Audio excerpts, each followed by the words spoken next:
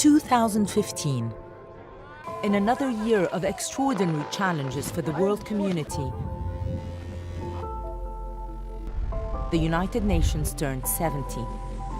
A time to look back at its founding document, the Charter, and to create a new vision of a future in peace and dignity for everyone, everywhere. We have reached a defining moment in human history. In September, member states united to adopt Agenda 2030, promising they would act on a transformative vision by setting 17 sustainable development goals that span education to gender equality, to good governance, and sustainable energy for all. The mission is to end extreme poverty in all its forms over the next 15 years.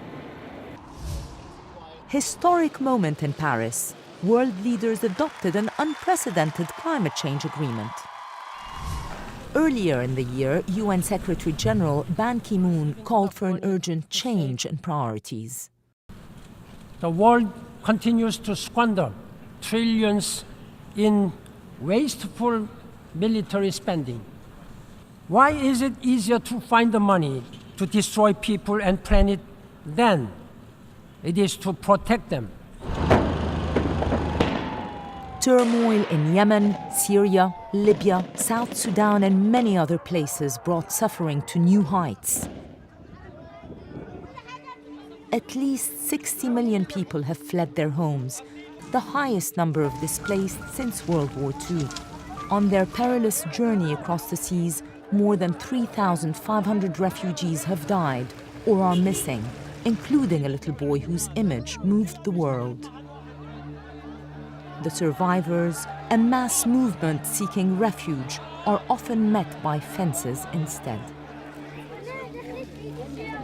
UN agencies like the World Food Programme have seen growing funding gaps, prompting them to cut back on food and cash aid to refugees.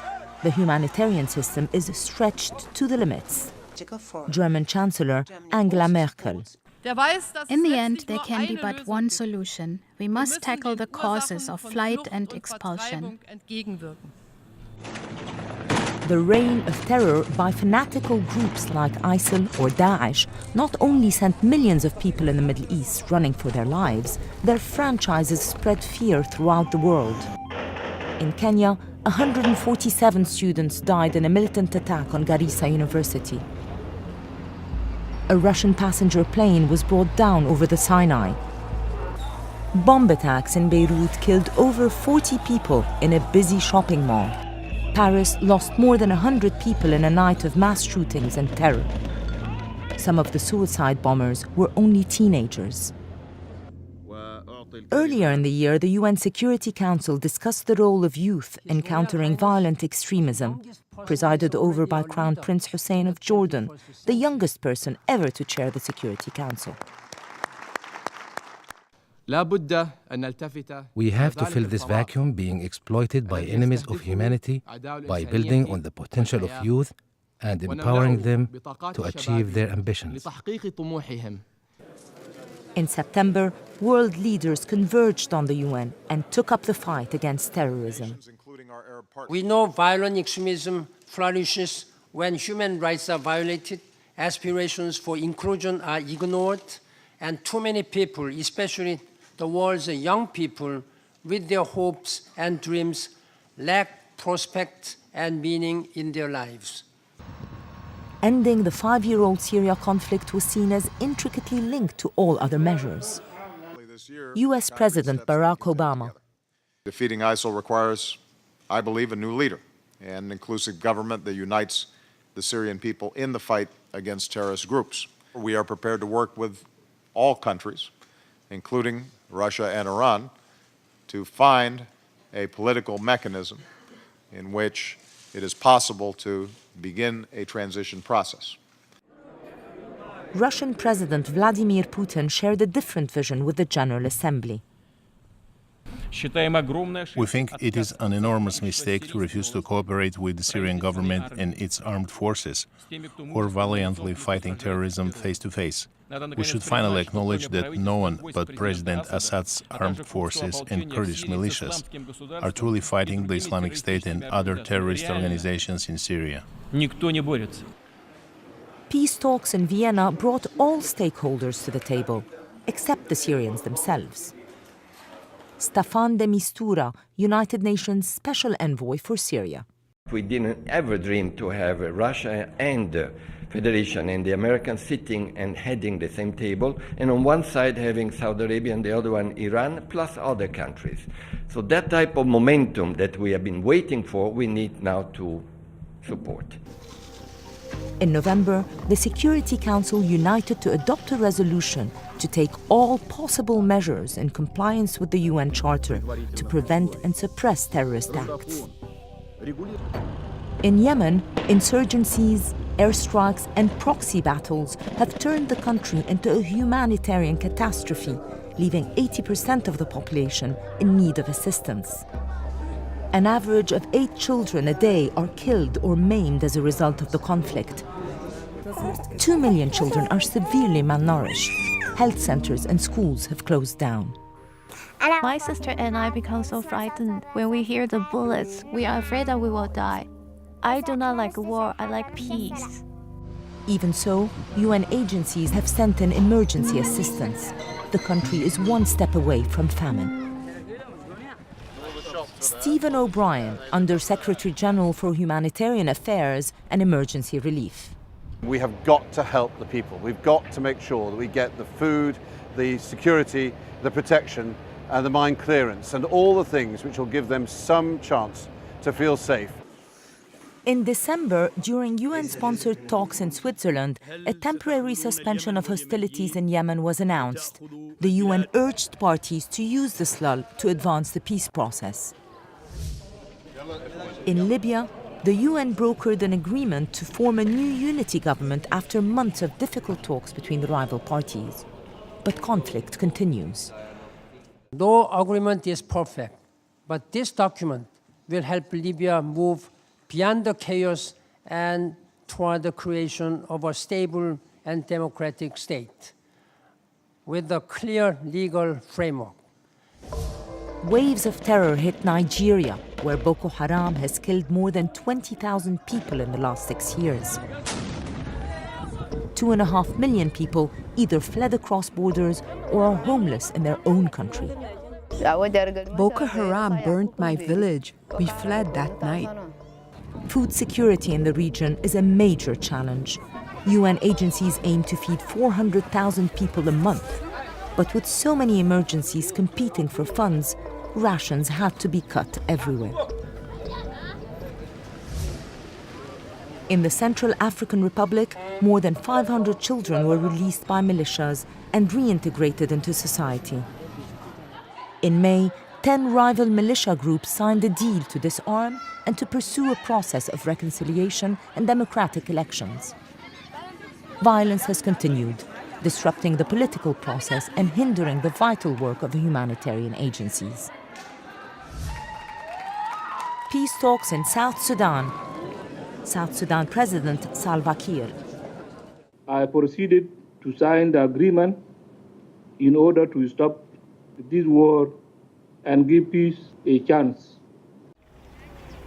But fighting continued in various states despite a ceasefire deal, leading to yet another round of peace talks. Still more than 100,000 internally displaced people live in the UN protection sites. Mongolian women peacekeepers are helping create a secure environment and demonstrate the role of women in building peace. After years of crisis, almost 4 million people face hunger in South Sudan, and during the rainy season, many of them can only be reached by food airdrops. Despite Burundi's election to the UN Human Rights Council, their own presidential elections in July were overshadowed by allegations of human rights violations. Zaid Ra'ad al-Hussein, United Nations High Commissioner for Human Rights. They fear their country is on the brink of devastating violence. The risk to human life and to regional stability and development is high. more than 100,000 Burundians have fled the country, many of them across the lake to Tanzania and Rwanda. While the UN's Refugee Agency and UNICEF helped to provide shelter and relief from cholera and malnutrition, the Security Council urged all parties to enter political dialogue. Signs of success in Western Africa. The number of Ebola cases has declined dramatically, thanks to collective action by communities, their governments, and support from around the world. The outbreak is still not over, but with new rapid diagnostic tests and a promising new vaccine, the communities now turn to a phase of vigilance to prevent the killer virus from taking hold once again. Observer state Palestine now proudly flies its flag on UN premises. But recently flags were unfurled in mourning when a new round of violence claimed more innocent Israelis and Palestinians. Historic nuclear agreement with Iran. 6 major powers agreed to lift sanctions they had imposed on Iran if the country promised to scale back dramatically its nuclear program and to reduce by 2/3 the number of centrifuges it possessed. Iran's President Hassan Rouhani. Where necessary, we moved forward, and where necessary, we showed the courage for flexibility. And at each point, we made use of the full capacity of international law and showcased the potentials of constructive dialogue. Yukiya Amano, Director General of the International Atomic Energy Agency, IAEA. Much work remains to be done, but I believe that the significant progress made on the Iran nuclear issue represents a real success for diplomacy. In another breakthrough, the people of Myanmar went to the polls in November's historic election that returned the party of Aung San Suu Kyi to power. Ban Ki-moon congratulated the people of Myanmar for their peaceful, dignified, and enthusiastic participation in the election process. When central Myanmar was ravaged by floods this year, the UN supported rescue operations and sent basic assistance to people in distress. Meanwhile, in Nepal, a devastating 7.8 magnitude earthquake presented unique challenges to the people and the UN and its agencies. Delivering food and supplies to most inaccessible mountain areas, providing locals with shelter and cash grants to rebuild their houses and infrastructure. They even airlifted child monks when their monastery in the Himalayas got cut off from the rest of the world. Cyclone Pam hit Pacific island state Vanuatu and left a trail of destruction. Some of Vanuatu's 80 islands are low-lying and starting to see signs of sea level rise as the earth warms and ice caps melt. At his historic visit to the UN in September, Pope Francis made a strong appeal to world leaders to put care for the planet, humanity, and nature at the top of their moral agenda.